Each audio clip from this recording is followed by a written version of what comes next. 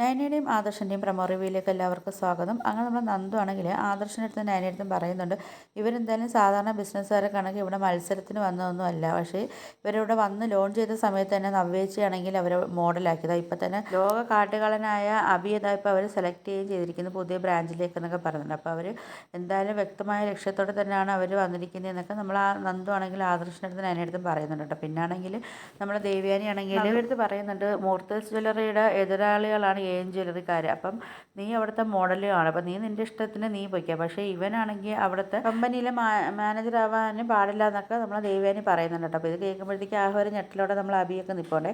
പിന്നെ അത് കഴിഞ്ഞിട്ടുണ്ടെങ്കിൽ നമ്മൾ നാഗേന്ദ്രനാണെങ്കിൽ അവന്തിക അടുത്ത് പറയുന്നുണ്ട്, രണ്ടും കൽപ്പിച്ച് ആ മോളെ അച്ഛൻ ഇനി പോകുന്നത്, ഇനി അച്ഛനാണെങ്കിൽ തോറ്റ് പിന്മാറുന്ന ഒരു പരിപാടി ഇല്ല എന്നൊക്കെ പറയുന്നുണ്ട് കേട്ടോ. അപ്പോഴത്തേക്ക് മോളെ കല്യാണത്തിന് മുമ്പ് തന്നെ എല്ലാ കാര്യത്തിലും ഒരു തീരുമാനമാക്കുമെന്നൊക്കെ നമ്മൾ നാഗേന്ദ്രനാണെങ്കിൽ അവന്തിക അടുത്ത് പറയുന്നുണ്ട് കേട്ടോ. അപ്പോൾ ഇതൊക്കെയാണ് പ്രമോ റിവ്യൂ ആയിട്ട് കാണിച്ചിരിക്കുന്നത്. അപ്പോൾ നിങ്ങൾക്ക് എൻ്റെ വീഡിയോസൊക്കെ ഇഷ്ടപ്പെടുകയാണെങ്കിൽ ഒന്ന് ലൈക്ക് ചെയ്ത് ഷെയർ ചെയ്ത് സബ്സ്ക്രൈബ് ചെയ്ത് കൂടുതൽ ബെല്ലൈക്കൺ എനേബിൾ ചെയ്തൊന്ന് സപ്പോർട്ട് ചെയ്യണേ.